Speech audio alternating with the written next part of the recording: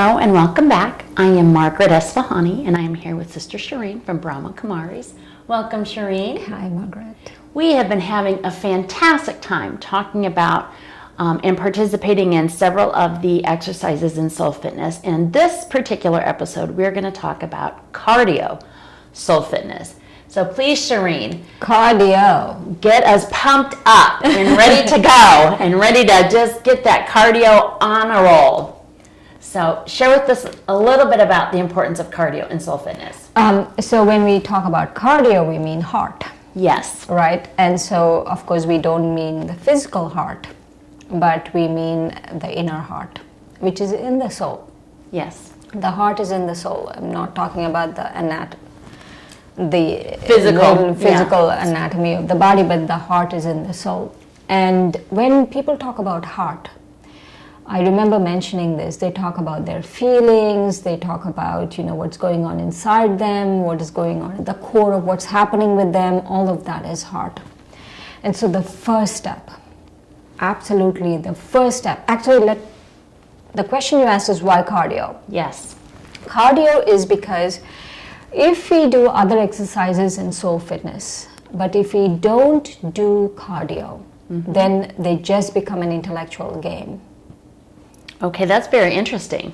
You want to bring your heart into this, yes, because you want to feel, you really want to, that pure bhavna, that's what we call in Hindi. Yes. The pure feelings, you want to give it that pure feelings. Yes, and there's something so powerful about that pure love or that pure heart feeling. Right. And like you said, it's not that physical thing. It's really it's an inner feeling. It's nothing to do with the heart. Yes, exactly. Yes. Exactly. So this cardio workout that I'm talking about, the other reason, there's two reasons. One is you don't want it to be an intellectual game. Correct. You want it to come at it with very pure feelings. And then the two is you could have, you could be a billionaire. You could be, you wish. I wish. Yes, I probably could be a billionaire. But even if you're a billionaire, or even if you have a million people around you telling you you're beautiful, you're wonderful, you're lovely, all of those things. But if you don't feel it inside you, it's not going to make a whit of a difference. That's right. Like money. Yes. Can just buy physical wellness, no? Correct. Or physical beauty. Correct. Can, shape my, face in a certain way, my eyes in a certain way.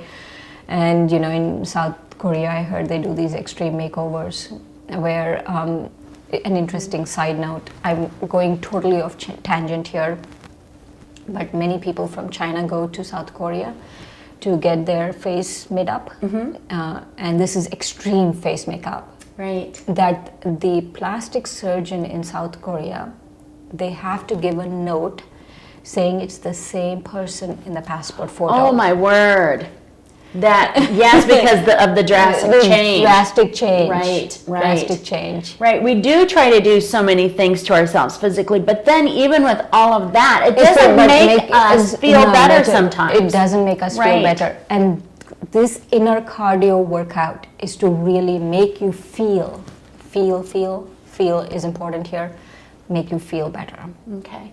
So it's the cardio workout for our soul that sort of is the driving force. Like you said, we can surround ourselves with the food, with the clothes, with the cars, the houses, but we can still feel very empty inside. Right. And so if we don't strengthen our cardio, our soul cardio, then we're still going to be empty and unhappy. So then guide us through the next step. The first step. Yeah, go ahead. The first step in a cardio workout, an inner cardio workout, is pure feelings. Okay.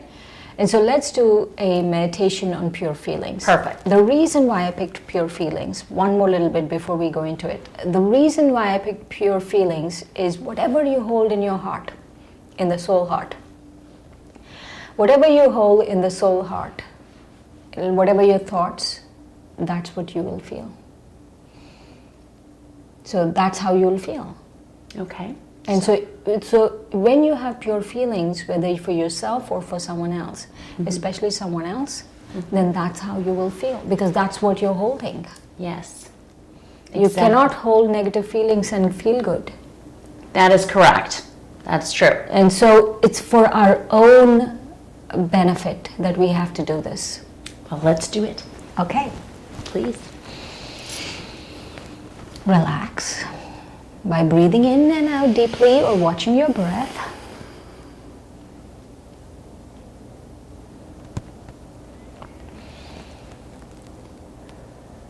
And slowly release your breath. And relax your shoulders. And again, take a breath. And slowly release that breath. And now relax your stomach area.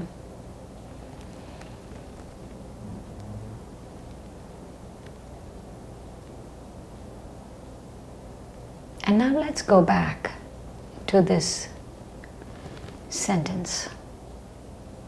I am love. I am loving. I am loved. And I am lovable. And let's fill our hearts with this thought. I am love. I am loving. I am lovable. And I'm loved.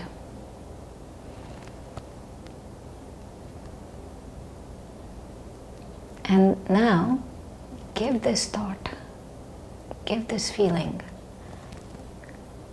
to whoever you think of. Just give love. Just tell yourself you're loving and just keep giving love. Remember, whatever you have, whatever you hold in your heart, that's what you're going to feel. So this giving is you receiving. In this giving, you're receiving. Because you're the first recipient of whatever you give with your thoughts.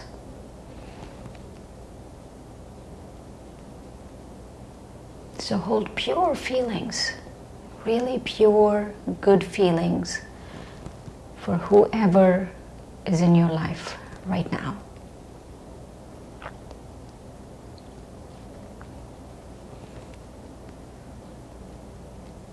And just remind yourself, I give, I give, I give, I give. I give these pure feelings to everyone.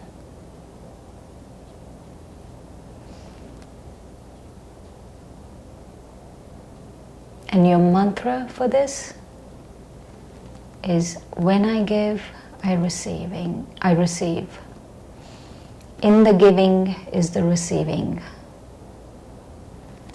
I give, I receive. I'm loving, I have pure feelings for everyone, and I'm giving those pure feelings. And those pure feelings are coming back to me. Because that is what I'm holding in my heart.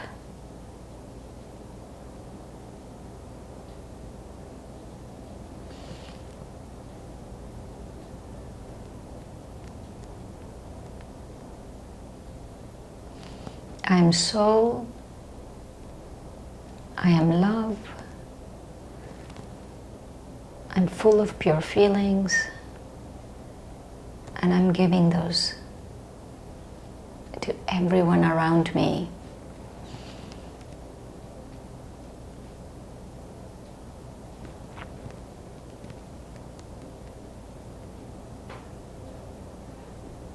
And I come back with that powerful, powerful feeling of love. to this room.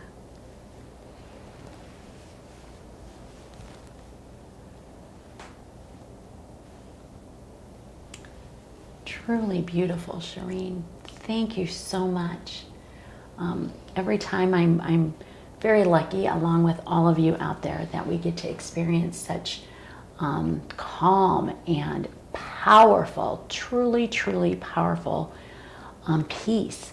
And so for that, I thank you, Shireen. Thanks, Margaret. I really love that. I hope, my dear viewers, I really hope you do this, because I want you to know that these meditations, they're very nuanced, you know, and only when you start doing them do you really get the nuance. Right. And as I've been, working here with Shireen and getting to know more about soul fitness, that's one of the things that I can actually tell you firsthand knowledge, my experience, and that I truly believe. Because I'm feeling the difference.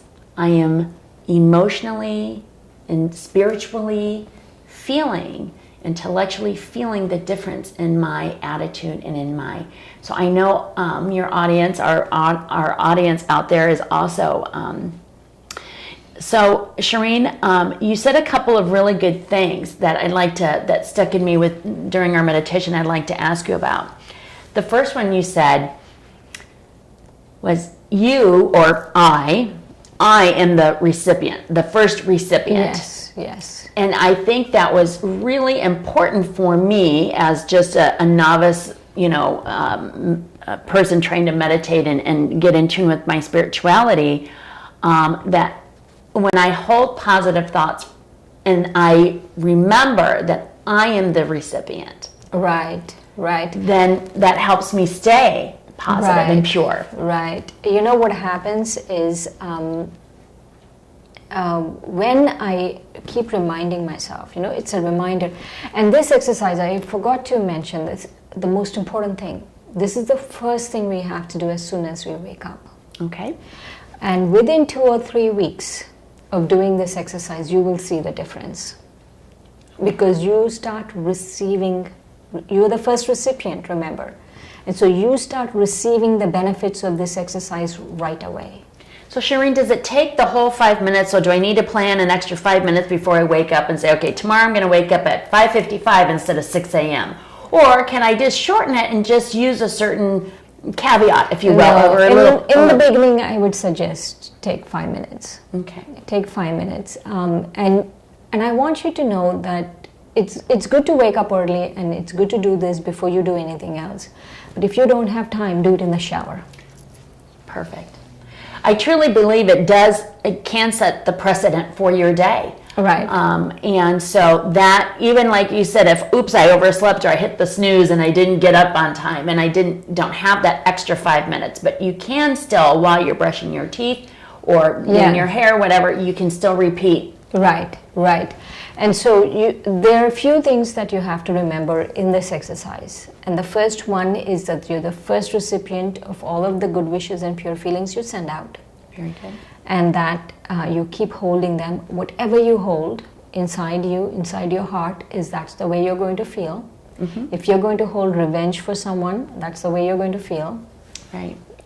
And if you're going to hold bad negative thoughts for someone, that's the way you are going to feel, leave alone that person.